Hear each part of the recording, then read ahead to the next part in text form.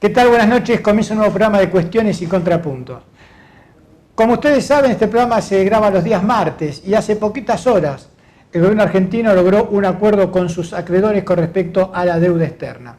Este acuerdo va a permitir que la Argentina, que tenía que pagar de aquí hasta el 2024 63.644 millones de dólares, por este acuerdo va a pagar en esta fecha 6.116. Esto va a permitir a la Argentina despejar vencimientos en primer lugar y después descomprimir la demanda de dólares. En realidad era impagable lo que había arreglado Mauricio Macri. Esto es así, Argentina ya estaba en default. Y esto lo que nos permite precisamente es liberar también recursos que vamos a necesitar para la salida de la pandemia. Todos han visto con buenos ojos las claves de este acuerdo. Un acuerdo que recordemos que en el verano los acreedores, los bonistas, habían ofrecido cobrar 92 dólares. En febrero bajaron su pretensión a 75 dólares. La primera oferta que hizo el gobierno fue de 40 dólares y ellos contraofertaron 65, pero la brecha todavía era bastante grande. Finalmente, bueno, el 5 de julio el ministro Guzmán ofreció 53 dólares por título y el acuerdo se cerró entre los 54 y los 55 dólares. ¿Esto qué ha permitido? Bueno, ha permitido al gobierno ahorrar también, porque los acreedores redujeron casi un 70% sus pretensiones y la Argentina mejoró la oferta en un 35%.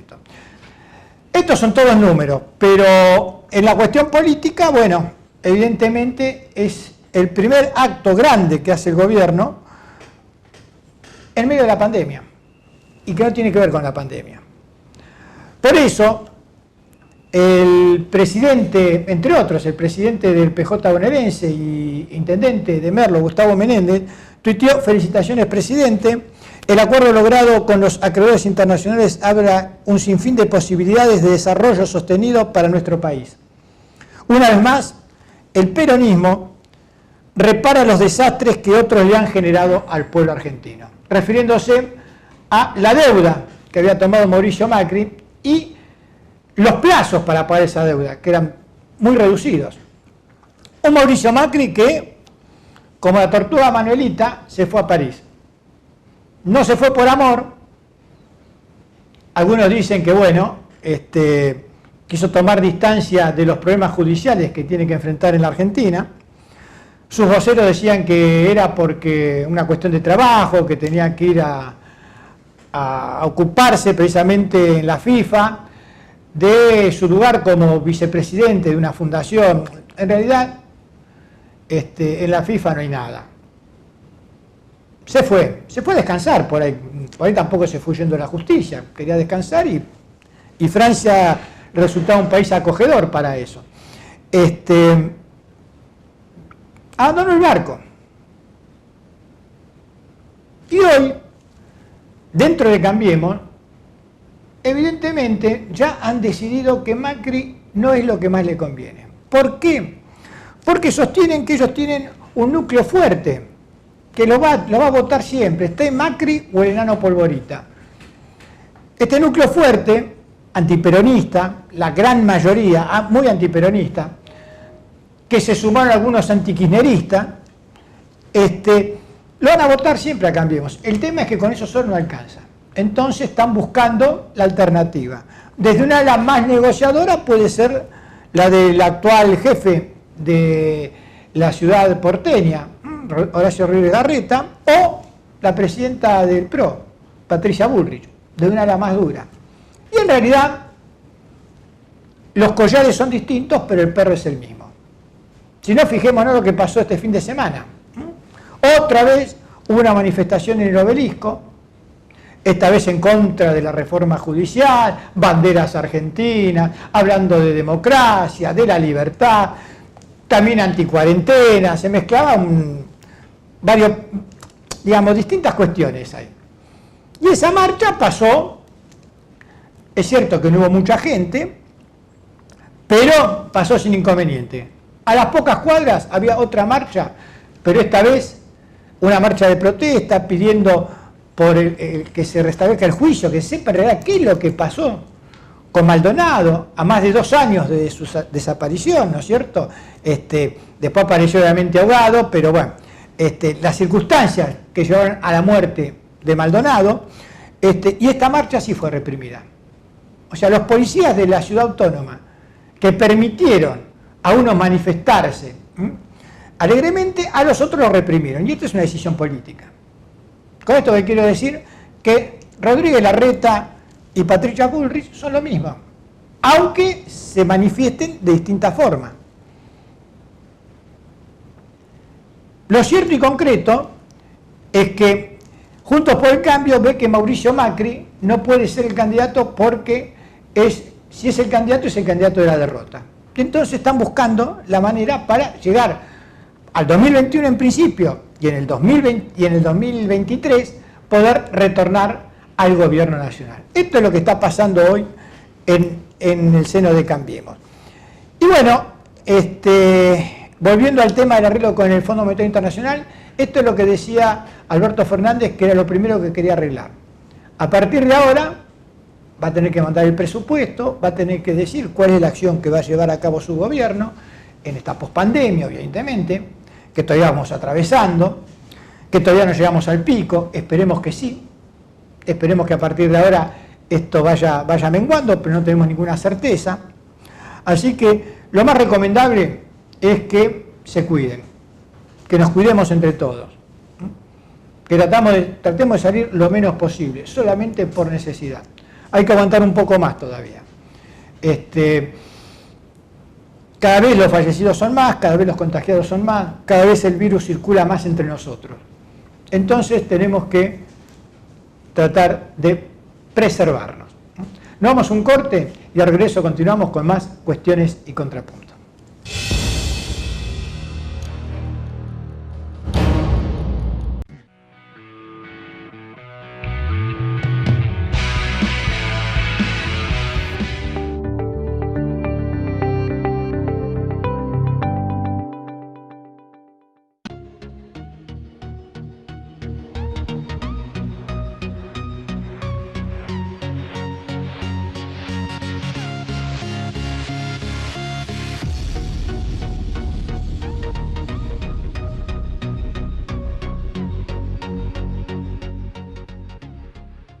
No vamos a abandonar para siempre esa hermosa costumbre de saludarnos con un beso, o la de compartir un mate o una gaseosa, pero vamos a dejar de hacerlo por un rato, hasta que el contagio del virus se termine y podamos vivir como nos gusta.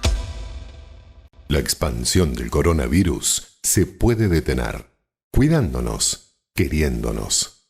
Quédate en tu casa y ante la aparición de cualquier síntoma, llama al 148. Municipio de Morón, Corazón del Oeste.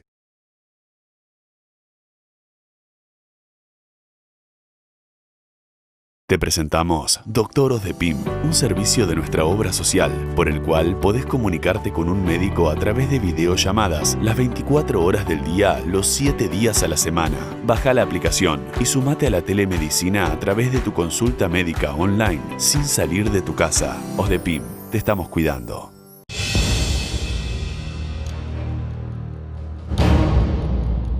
Y continuamos aquí en Cuestiones y Contrapuntos y estamos con la concejal de 3 de febrero y miembro del Movimiento Evita, Liz Díaz. Gracias por tu tiempo, Liz. No, gracias a usted por la invitación. Estamos viendo que en 3 de febrero hay muchos contagiados. O sea, es más, es el municipio que tiene más contagiados en relación a la cantidad de habitantes. Sí, actualmente tenemos más de 4.400 casos. Estamos dentro de los como vos decís, de la zona este, en los distritos con mayores dificultades para afrontar esta crisis sanitaria. Y bueno, desde el bloque del Frente de Todos y desde el Movimiento Evita vemos muchas dificultades para poder asistir a los vecinos.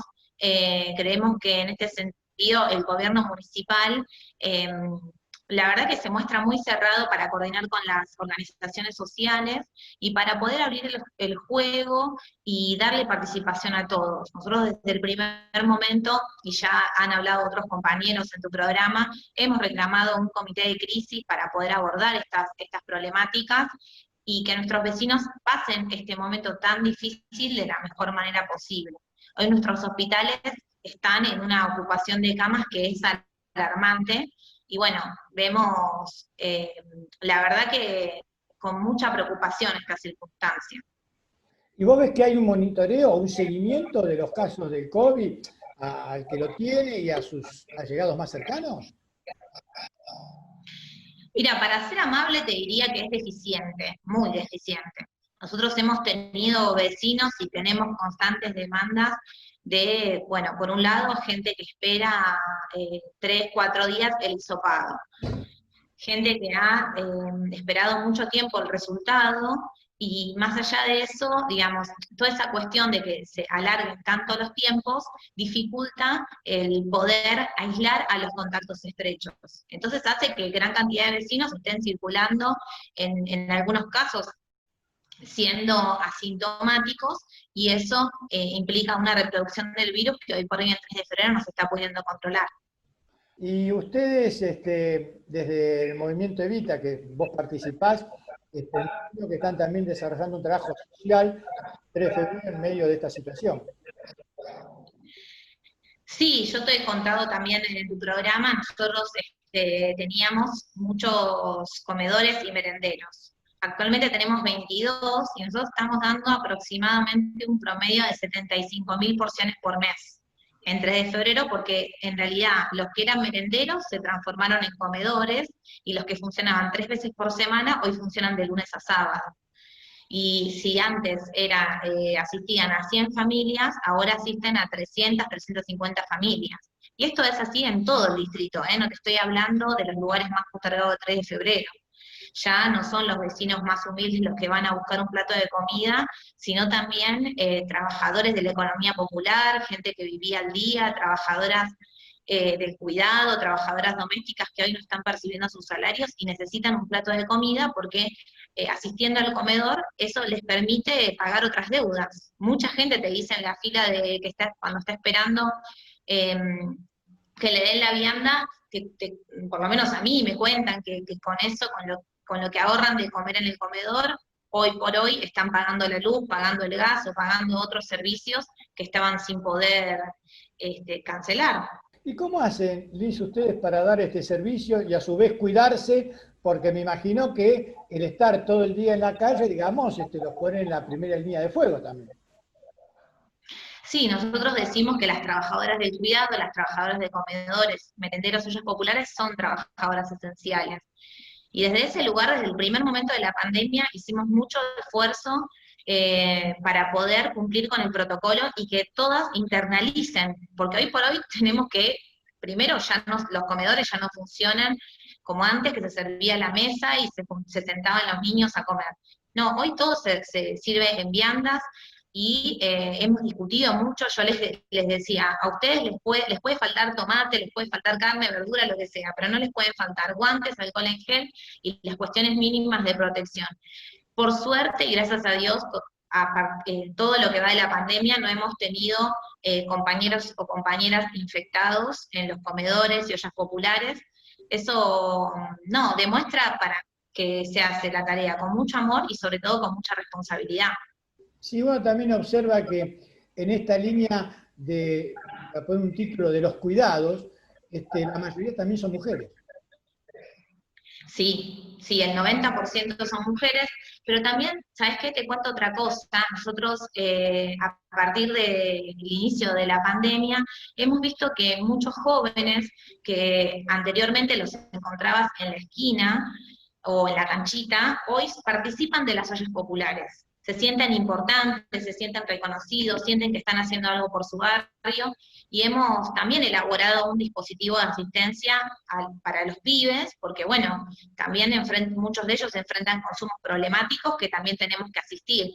Y esta cuestión de sentirse útiles para la sociedad fue para ellos muy importante, y la verdad es que lo tenés de lunes a sábado cumpliendo los protocolos, con el barbijo, sin compartir el mate, con esas cosas que son cotidianas, pero que hacen al cuidado y a la responsabilidad que hay que tener en un momento como este.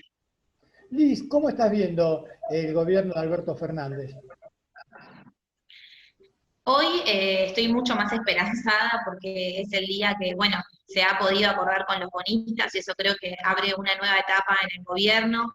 Creo que Alberto ni ninguno de nosotros en el Frente de Todos imaginó que a la crisis que generó el gobierno de Macri durante los 4 años de ajuste se le iba a sumar la pandemia y todos estos problemas que también nos trae esta crisis mundial.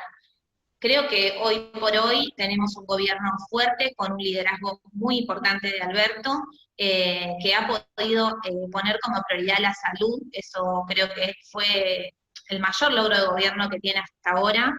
Pero bueno, creo que tenemos que abrir una nueva etapa en donde la pospandemia nos encuentre de a poco con una recuperación económica que tenga como prioridad a los humildes y a los trabajadores. Esperando que las organizaciones sociales sean menos necesarias. Sí, yo creo que las organizaciones sociales hoy son una realidad de la política argentina.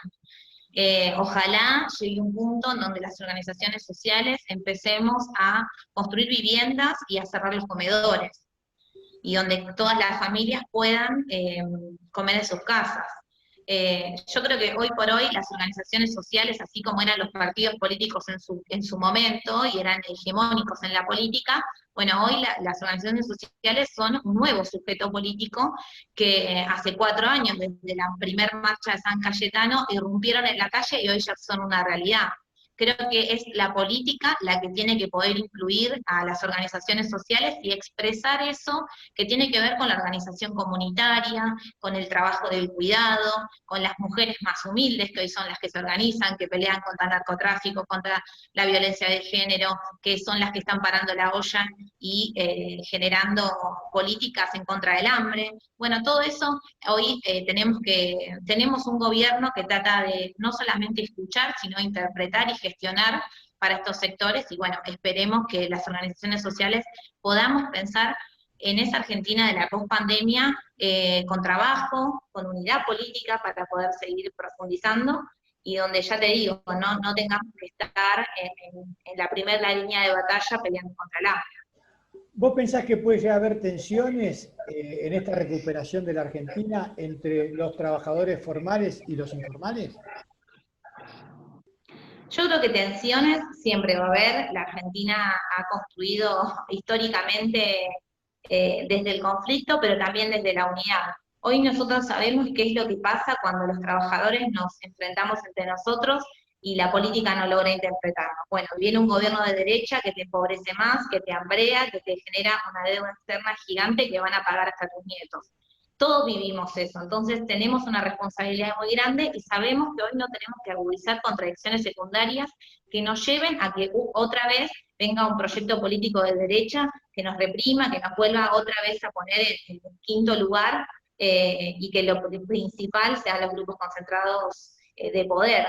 Entonces me parece que eso hoy por hoy los trabajadores formales, la CGT, lo saben mejor que nadie, y creo que tiene que haber canales de mucho debate, pero también de formación de grandes consensos para esta Argentina que se viene.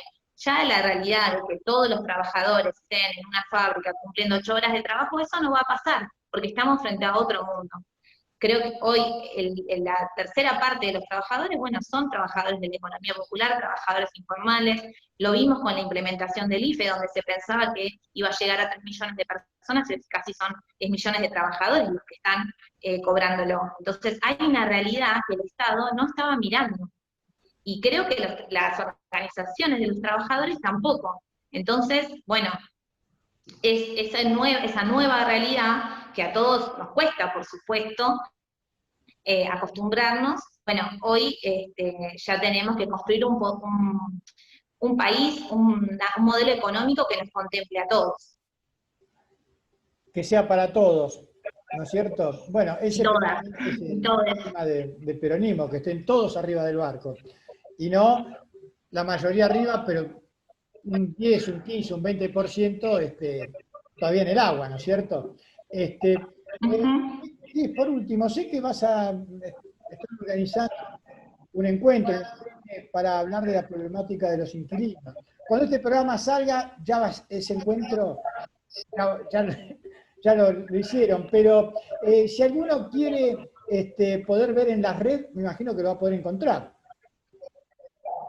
Sí, lo vamos a transmitir por YouTube, así que va a estar en mi canal de YouTube colgado ahí.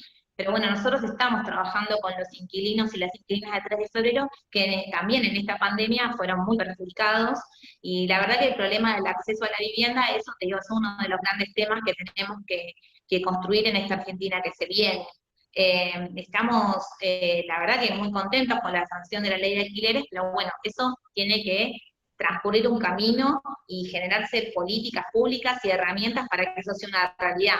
Bueno, hoy por hoy el trabajo que estamos haciendo en 3 de febrero es poner o dar a conocer la ley de alquileres y el decreto 320 que sacó nuestro presidente al inicio de la pandemia, porque nos dimos cuenta que muchos de los inquilinos no lo conocían y que aún en el marco de la pandemia sufrieron desalojos, aumentos, tuvieron que renovar contratos.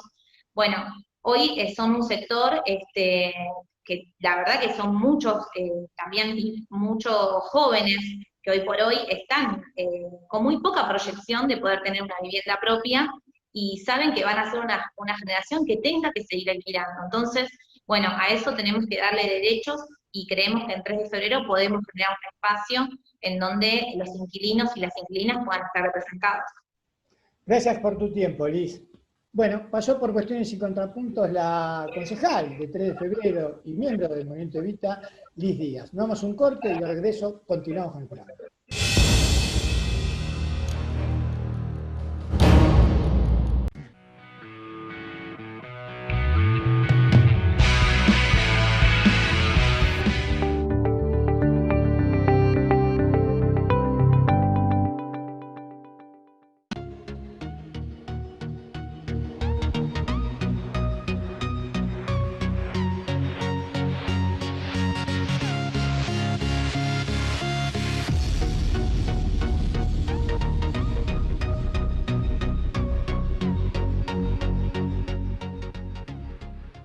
No vamos a abandonar para siempre esa hermosa costumbre de saludarnos con un beso, o la de compartir un mate o una gaseosa, pero vamos a dejar de hacerlo por un rato, hasta que el contagio del virus se termine y podamos vivir como nos gusta.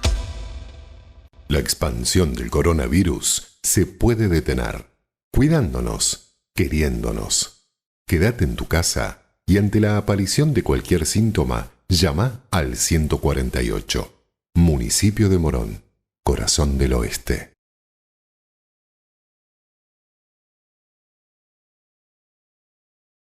Sumate a la telemedicina a través de tu consulta médica online. OSDEPIM, te estamos cuidando.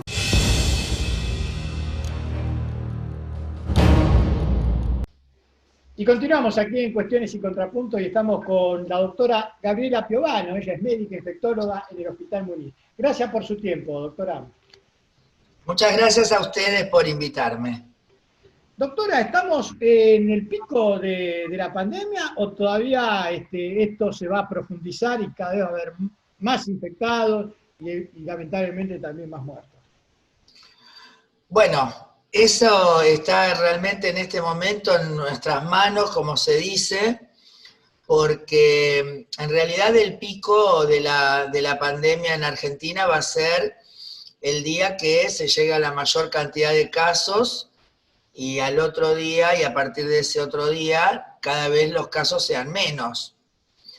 Entonces, realmente cuando se promueven las reuniones o se promueven las salidas, ¿no es cierto?, o no se cumple con los distanciamientos y con la higiene, etcétera, etcétera, lo que tenemos obviamente es un aumento de los casos que si nosotros no hiciéramos ningún tipo de medida de, digamos, de encierro, tendríamos una multiplicación exponencial, ¿no es cierto?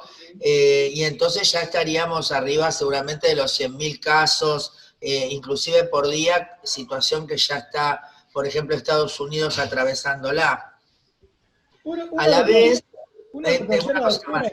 Es que en realidad, más allá de los casos, como usted ha dicho, ¿no?, que lamentablemente algunos no creen, no sé en qué creen, la verdad que no sé en qué creen, pero más allá de esos casos puntuales, uno ha visto que la gente en líneas generales, por ejemplo, uno observa que los negocios respetan la distancia, que tratan de salir lo menos posible.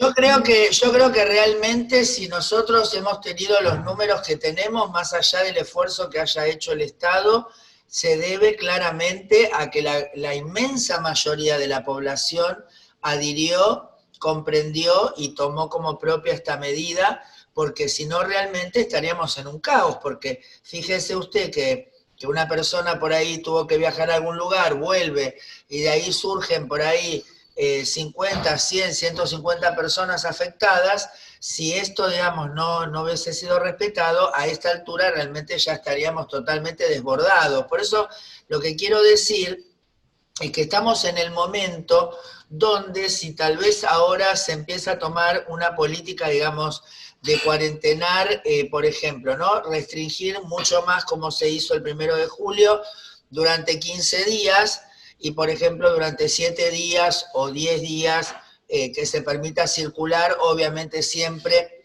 con el resguardo del que estamos hablando. Bueno, tal vez esos 6.500 casos que sucedieron hace unos días sean el pico famoso, porque a partir de ahí empecemos a bajar. Ahora, si en vez de esto seguimos abriendo, si en vez de esto la gente empieza a no seguir respetando, no cuidarse, nosotros el pico no vamos a tenerlo ahora, sino que esto va a seguir creciendo. Y eso es lo que nosotros estamos, digamos, en una tarea denodada para poder que hoy por hoy la gente tome conciencia y hayamos pasado ya el famoso pico. Ahora, doctora, si bien cada fallecimiento es una tragedia en sí misma y afecta a su núcleo familiar, ¿por qué cree usted que la mortandad incluso es menor que en la media mundial, digamos? Tenemos muchos casos, pero en realidad la mortandad es mucho menor. ¿A qué se debe eso?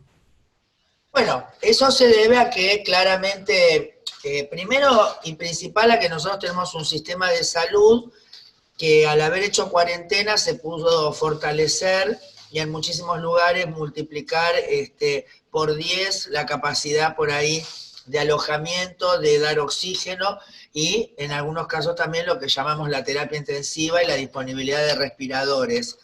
Entonces, por ejemplo, España tenía una mortalidad del 16% en un primer momento, que es enorme. ¿Y por qué? Bueno, porque justamente cuando ellos, digamos, se dan cuenta que lo que está sucediendo es la pandemia, ya tenían el virus circulando y entonces muy rápidamente se fue saturando su sistema, que no fue en todo el país, pero sí en determinados sectores del territorio, y el hecho de que los sistemas se saturen hacen que la gente que está con un cuadro severo no pueda acceder entonces a la atención que le corresponde y puede evolucionar entonces a un caso mortal, ¿no es cierto? Un caso fatal. Y eso en la Argentina es lo que se ha ido evitando porque justamente el sistema pudo contener hasta el momento a la mayoría de los casos y entonces, obviamente, si nosotros damos el apoyo vital que hay que darle a las personas con los cuadros que son de moderados a severos, no evolucionan a cuadros de gravedad y fatales. Entonces, a eso es a lo que nosotros le estamos debiendo la cifra de mortandad tan baja. Por eso es que estamos cuidando y queremos que la gente entienda que si no estamos viendo esas escenas es porque justamente estamos haciendo las cosas bien, como fue cerrar antes de que el virus tuviera circulación comunitaria. Y también tenemos que entender, doctora, que, digamos, hay gente que puede hacer cuarentena, hay gente que no la puede hacer porque el lugar donde vive es más hostil que la propia calle, digamos, porque no tiene forma de estar 24 horas en un lugar donde ni siquiera tiene una silla, lo único que tiene es un televisor y una cama, y no hay sillas para todos los habitantes de ahí, digamos. O sea que hay que ver en las barriadas, sobre todo, ahora se llaman barrios populares, pero son para que la gente entienda, las villas miserias del conurbano, digamos. No se le puede pedir lo mismo que se le pide a aquel que puede estar cómodo en su casa. Para mí lo que me da bronca es aquel que puede estar cómodo en su casa que plantee otras cuestiones, digamos. O aquel que necesita, porque vive al día, necesita salir a buscarse el mango y no tiene otra, porque no tiene Bueno, otra. pero ahí está cuando hablamos de la politización de la pandemia, ¿no es cierto? Porque claramente esa gente que asusa al burgués que está en la casa, que por ahí no está ganando plata, pero tampoco se está fundiendo, que en realidad lo que le pasa es que está aburrido o que tiene una crisis existencial, que sea prioritario y se describa como una situación de dictadura, por ejemplo, a una cuestión de cuidarse. Y como bien usted dice, por eso también hemos protestado, ¿no? Porque los gobiernos territoriales sabían que esto se iba a venir. Entonces, haber tomado, por ejemplo, en la ciudad de Buenos Aires, la conducta de lo que se llamó el aislamiento comunitario, fue un error muy grande, porque justamente lo que usted está diciendo, o sea, el peor enemigo para la prevención es el hacinamiento. Entonces, yo creo que se tendría que haber tomado de otra forma, haber ido ahí sí, en ese caso, casa por casa, ver cuál era la situación, reasignar lugares, proteger a las personas que tenían mayor vulnerabilidad, como los obesos, los diabéticos, los adultos mayores, y entonces ahí sí, un poco separar una cuestión de la otra, dar una asistencia mucho más, digamos, concreta, más dirigida, ¿no es cierto? Por ejemplo, en vez de una IFE, directamente un subsidio porque te quedás en tu casa de más plata, ¿no es cierto? Que llegue, que no tengan que hacer los trámites como es hoy engorroso hacer algunos trámites, utilizar a las organizaciones de barrio, obviamente que son las que llegan y que son las que justamente ahí demuestran su utilidad, que es organizando la respuesta. Entonces, eso después se empezó... Una cosa que también es cierta, que es el tema del tamiz político, porque, a ver, uno entiende que la ciudad autónoma es una cosa, políticamente hablando, ¿no? La provincia de Buenos Aires es otra, son dos poderes, dos estados. Ahora, en la práctica es uno solo. Y como es uno solo, si ellos no se ponen de acuerdo, tiene que haber una autoridad superior, o sea, el gobierno de la nación, y decir, bueno, esto es así. También está la situación política, ¿no? Porque hay que comprenderlo Bueno, eso. Pero me parece que ese es el problema, que lo que haga Rodríguez Larreta en la ciudad autónoma o lo que haga Kirchner en la provincia van a afectarse mutuamente, digamos. No es que, bueno, yo hago esto, va a ser lo que quiera.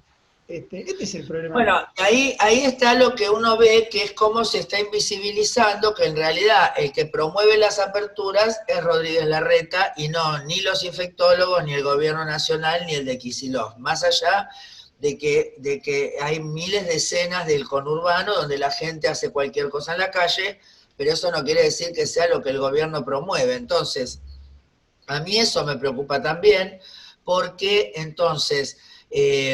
justamente ahora, que es lo que por ahí me ha hecho enojar, ¿no? Porque están batiendo todo el tiempo con la cuestión, no de lo del trabajo, porque también este país, se ha destrozado la economía de este país en los últimos 4 años, y esos mismos medios ocultaron absolutamente todo lo que estaba sucediendo, y ahora les viene a interesar que cierran fábricas, etcétera, que yo no dudo que deben cerrar fábricas, pero yo le digo que hay un plan del gobierno que si usted va y le dice, mira, voy a cerrar la fábrica, le dan crédito, le dan un montón de cosas para que no se cierre, porque justamente estamos ahora... No, sin lugar a duda ha habido ayuda del gobierno. El tema es que, bueno, tenemos un 40% en negro, mucha informalidad, mucha gente que vive al día, de antes vivía ya al día, y eso no es posible que pueda, digamos, porque todos los días necesita el mango, digamos. Totalmente de acuerdo, pero de todos modos, fíjese cómo antes los medios de comunicación que sí mostraban, todos los días tenían 3 o 4 fábricas para mostrar, y hoy por hoy la verdad que no están mostrando esas escenas. Entonces yo no lo niego a eso, pero yo quiero poner en relieve, porque si no, nunca nos vamos a valorar lo que estamos haciendo, y acá el peligro no es que no hagan caso a lo que la doctora Piovano dice. Acá el peligro es que la gente se muera masivamente.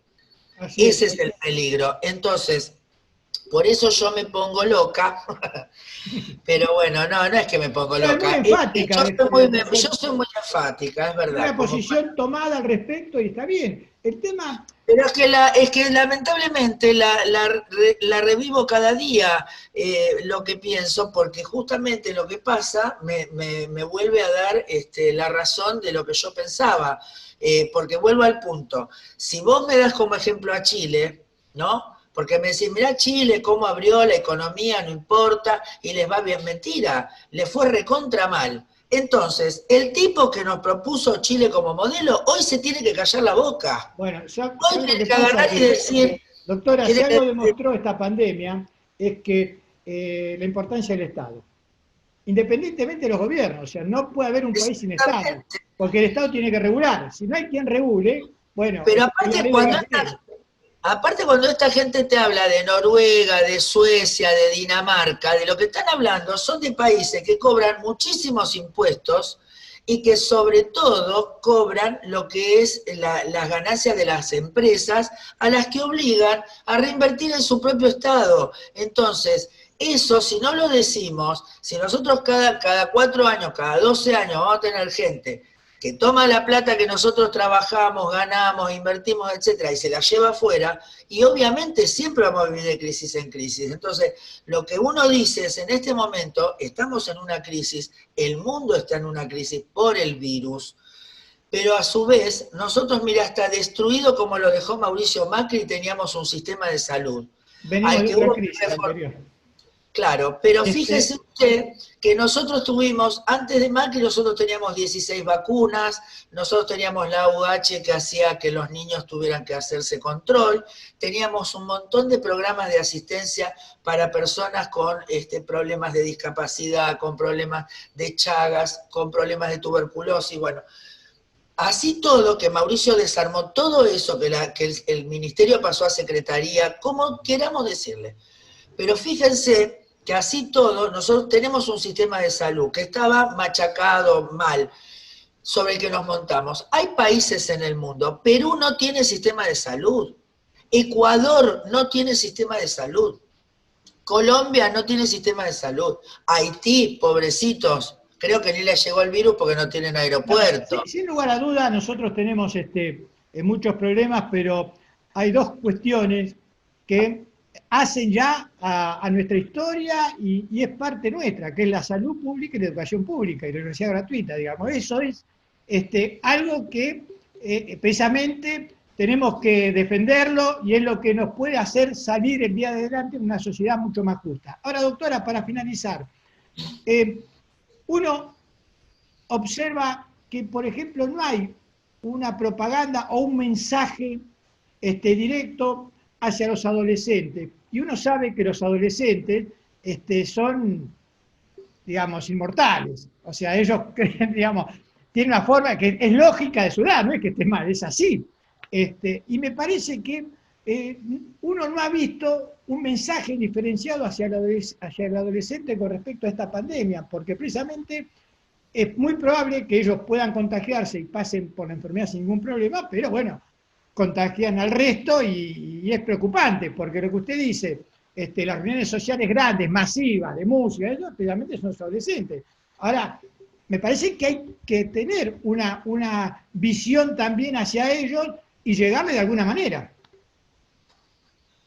Bueno, yo creo que como todo en esto es un desafío, ¿no es cierto? Porque yo siempre cuando hablamos de la gente joven, digo, bueno, tratemos de acordarnos cómo éramos nosotros cuando tuvimos esa edad, porque más allá de que ellos nos dicen, se creen que nacimos viejos, nosotros también fuimos adolescentes, fuimos rebeldes y también nos gustó desobedecer en algún momento. Entonces, yo creo que ahora por ahí tenemos que ver a ese adolescente que fuimos, cómo nos hubiese servido más que nada que nos hablen, ¿no?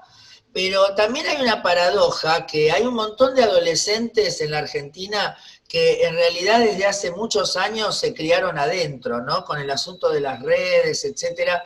Es como que ellos tienen más expertise en estar encerrados. Yo tengo a mi hijo que creo que ni se enteró que estamos de cuarentena, entonces no fue tanto el asunto. Pero como usted dice, Ahora, uno ve más violando, sinceramente, en las marchas y en todo ese tipo de cosas, a la gente mayor que a los pibes jóvenes, si bien hay gente joven, ¿no? Y después, bueno, creo que también hay una cuestión que tiene que ver con la casa, ¿no? Está muy bien lo que usted dice, lo que pasa es que creo que todo esto es como una gran improvisación, y no hay lugar por ahí para la cuestión publicitaria.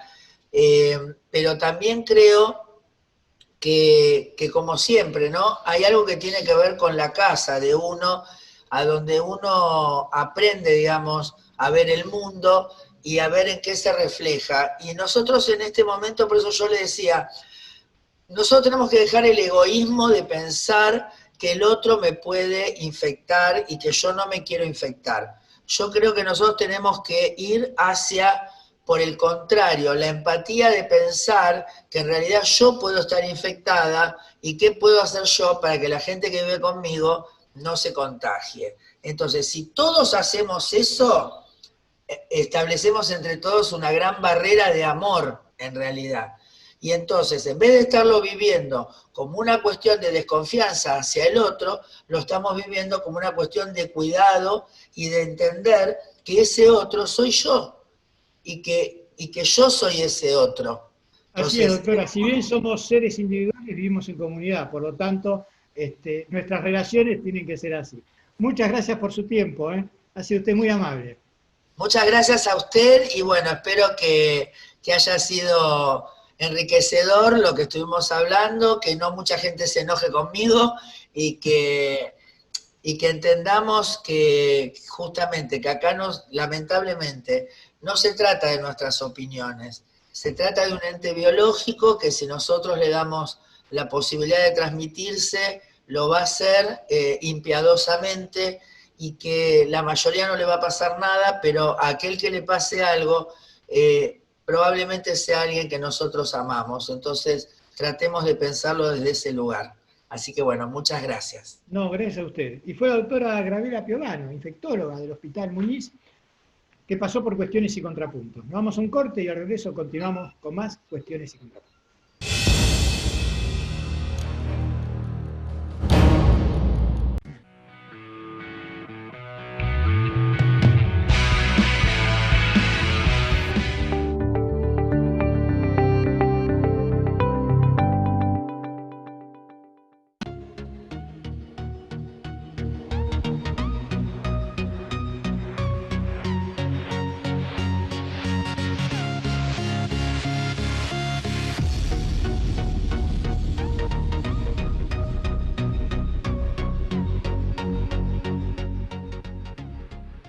No vamos a abandonar para siempre esa hermosa costumbre de saludarnos con un beso, o la de compartir un mate o una gaseosa, pero vamos a dejar de hacerlo por un rato, hasta que el contagio del virus se termine y podamos vivir como nos gusta.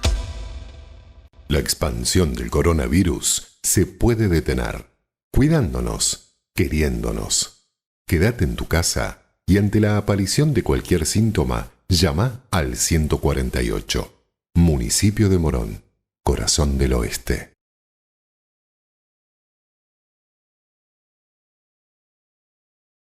Sumate a la telemedicina a través de tu consulta médica online. OSDEPIM, te estamos cuidando.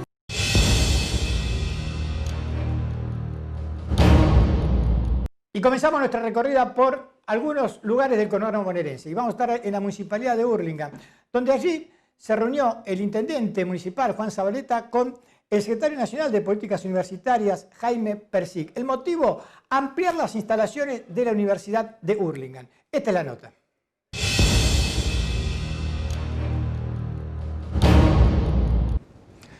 Continuamos en Cuestiones y Contrapuntos y nos vamos a la recorrida en el conurbano bonaerense.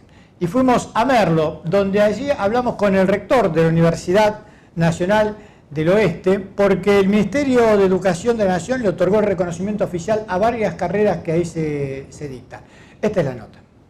Bueno, tuvimos recientemente la noticia por parte del Ministerio de Educación. El señor ministro nos ha enviado la resolución ministerial de reconocimiento de validez nacional del título de licenciado en Economía y su título intermedio. también la de licenciado en Recursos Humanos, en Administración de Recursos Humanos, con su respectivo título intermedio. Y la licenciatura en Matemática para aquellos docentes que ya son profesores de Matemática y quieren completar el grado de licenciado, lo pueden hacer acá a partir de la próxima inscripción en la Universidad Nacional del Oeste. ¿Cómo fueron las gestiones para que sea posible? Y la verdad, la Escuela de Administración viene trabajando fuertemente, el señor decano, Gustavo Sos, ha duplicado la cantidad de carreras en la escuela desde que inició su gestión. Un agradecimiento al señor ministro de Educación, Nicolás Trota, que en un tiempo récord nos ha sacado el reconocimiento oficial de estas nuevas carreras que vamos a dictar, y al intendente municipal, doctor Gustavo Menéndez, que continuamente nos está abriendo las puertas de los distintos ministerios para que la Universidad Nacional del Oeste siga creciendo cada día a paso firme y agigantado y tenga más oportunidades los hijos de los trabajadores para que puedan acceder a una educación pública y de calidad.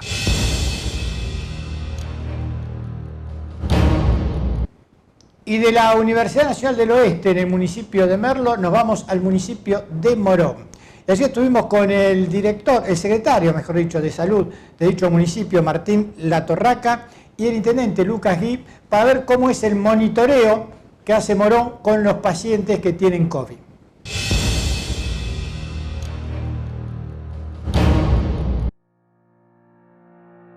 Desde la sala de situación de la Secretaría de Salud, cuando fuimos viendo el avance de la pandemia, lo que fuimos reconociendo que había un gran porcentaje de la población que se iba a poder transcurrir su enfermedad en el domicilio. Entonces generamos tanto en el CAP Salinas, junto con la provincia, un dispositivo que es el CT, que es el Centro de Telecomunicación COVID, que lo que nos permite hacer son dos cuestiones. Primero, identificar todos los contactos estrechos y poder hacer un seguimiento de estos casos. Este trabajo lo estamos haciendo en forma conjunta con la Universidad de Hurlingham, y la otra parte es el seguimiento de los pacientes que efectivamente dieron positivos. Estos dispositivos telefónicos son los que nos están permitiendo que la saturación del sistema de salud se demore un poco más. Cuando un paciente es evaluado por un médico y se lo cataloga como paciente sospechoso, desde la Universidad de Hurlingham se hace un primer llamado para identificar estos contactos estrechos, pues diariamente se empieza a hacer ese seguimiento telefónico durante 14 días, que es el tiempo que se puede incubar la enfermedad, o hasta que ese paciente sospechoso inicial dé negativo su resultado. Y después el seguimiento específico de los casos positivos, hay un equipo del sistema de salud del municipio, empieza a llamarlos diariamente. Es un trabajo coordinado que tiene por principal propósito cerrarle las puertas de propagación al virus, contenerlo, y si una persona se contagia, tener un monitoreo muy exhaustivo para ver cómo evoluciona ese contagio. En muchos casos no evoluciona, en algunos otros requiere hospitalización, y es allí donde al final de este capítulo ingresa el sistema sanitario para que dé las respuestas del caso.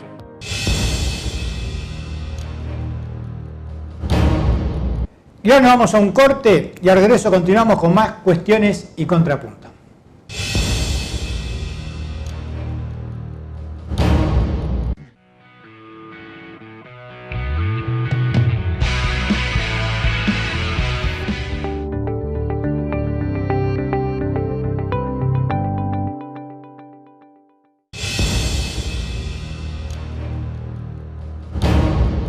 Y continuamos aquí en Cuestiones y Contrapuntos y estamos con el concejal de Cambiemos, de Hurlingham, Juan Manuel Lorenzo. Gracias por tu tiempo, Juan.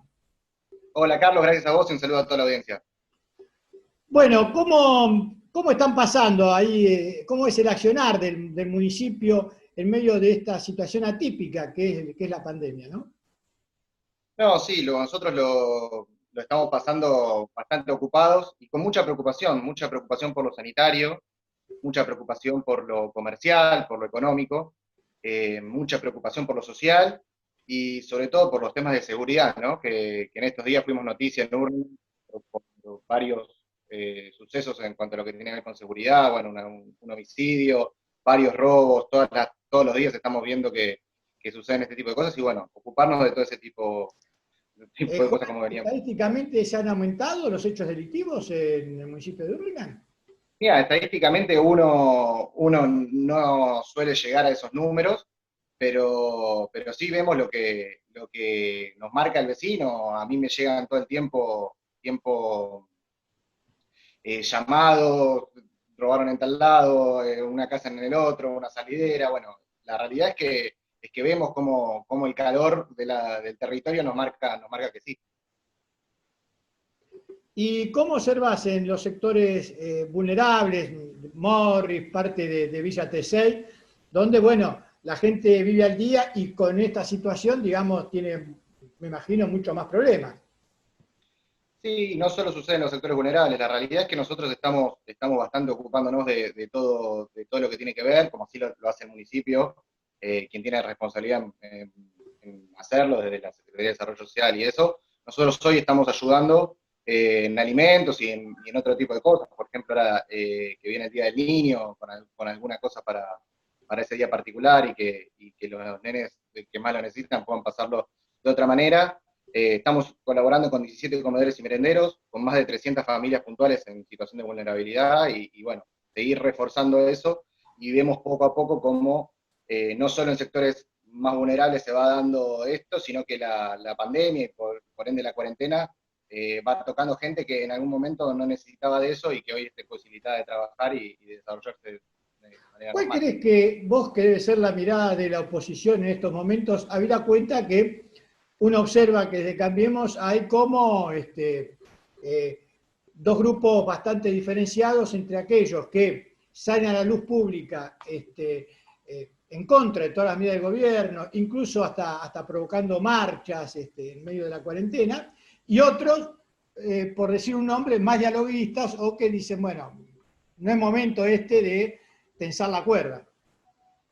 Mira, un poco como lo tomamos nosotros desde el bloque de concejales, el cual presido en Hurlingham, y demás, con vistas a la política nacional, es una visión mucho más constructiva. Yo creo que la sociedad nos demanda eso, que estemos a la altura de las circunstancias, una visión en la cual el diálogo sea estandarte de eso, que el diálogo entendiéndolo, ¿no? Como que entender al otro como que tiene una visión o algo para aportar, ¿no? Que no sea una foto, como nos pasó puntualmente con el tema de la reforma judicial, que en vez de tratar de debatir ideas y demás para poder llegar a algo más concreto, era convocar a la oposición para la foto. Entonces entendemos que el diálogo y la construcción tienen que ir por ese lado.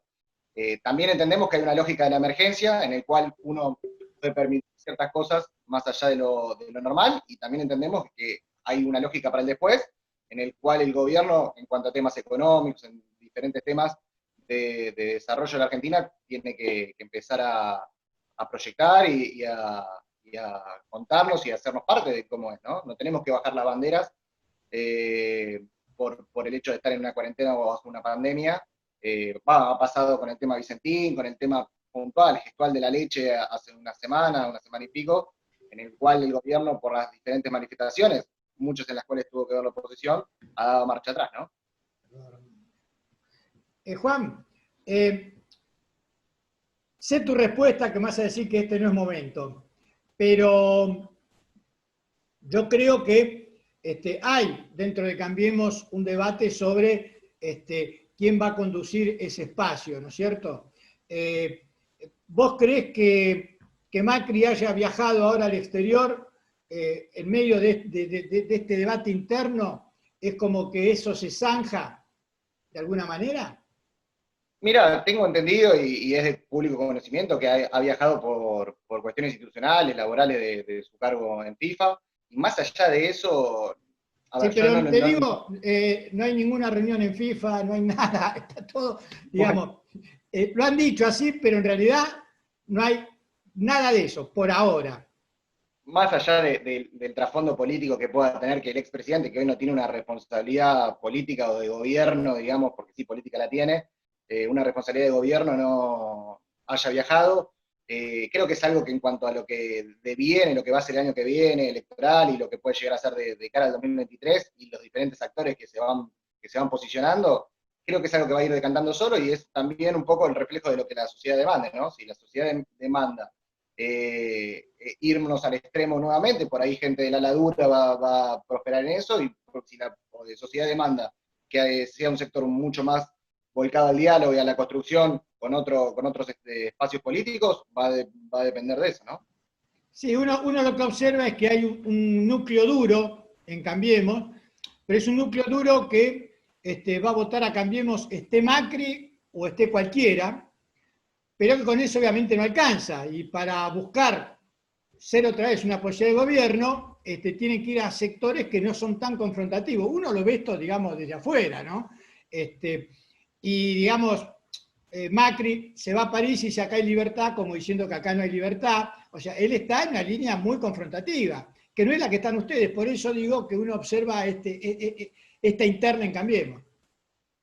Bueno, nosotros como legisladores y quienes tienen la responsabilidad de gobernar, sean intendentes, sea el jefe de gobierno de la ciudad, bueno, tienen otra responsabilidad y también tenemos otras ocupaciones en las cuales hoy estamos abocados a que la Argentina pase por este proceso lo más livianamente posible, ¿no? Que la realidad es que todos vemos que no va a ser así, que va a ser un tiempo duro, que el contexto nos va marcando que todo el tiempo esto va a ir empeorando, sea sanitario como económicamente hablando, social y todos los aspectos que fuimos marcando desde el principio, pero Macri puntualmente no tiene hoy una responsabilidad de gobierno o un cargo legislativo o algo que marque eso. Sí, sé que ha estado desde el exterior, marcando reuniones, yendo adelante en ciertos temas como el tema de la reforma judicial, bueno, sí, sigue con su rol político. Mientras tanto, hoy el ciudadano común lo que quiere es que nosotros nos ocupemos de lo que está pasando en el país, y las elecciones se verá el año que viene, y yo creo que va a ser un proceso bastante corto en cuanto a lo que tiene que ver con campaña, que habitualmente ya el año de campaña nosotros vamos proyectando y demás. Yo creo que hoy la sociedad entera, de un lado o del otro, no está esperando que hablemos de elecciones, ¿no?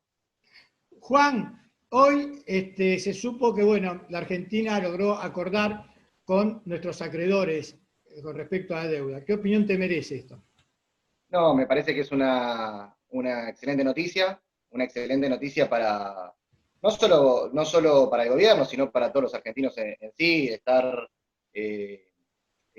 en estatus de default no le conviene al país para nada, y bueno, como siempre dijimos desde nuestro espacio y demás, honrar las deudas van a hacer que podamos desarrollarnos de otra manera, ¿no? Ya lo vivimos después del 2001, lo que dejó la crisis, lo que dejó el default, bueno, no volver ahí es una buena noticia. Pero como creo que fue el ex ministro Lacunza el que tuiteó o se expresó esta mañana, no es una llegada, sino que es un punto de partida, ¿no? Para lo que nosotros entendemos como un plan económico y poder desarrollarnos como sociedad. Está bien. Bueno, Juan, gracias por tu tiempo, y te vamos a ir molestando una vez que pase esto. Creo que no va a faltar mucho, porque me imagino que todos apostamos a que la vacuna va a estar en un par de meses y poder llevar una vida, digamos, más normal, ¿no? Sí, esperemos que la próxima sea ahí en el estudio y podamos llevarlo de otra manera. Un saludo grande, Carlos, y un saludo a toda la audiencia. Gracias por tu tiempo.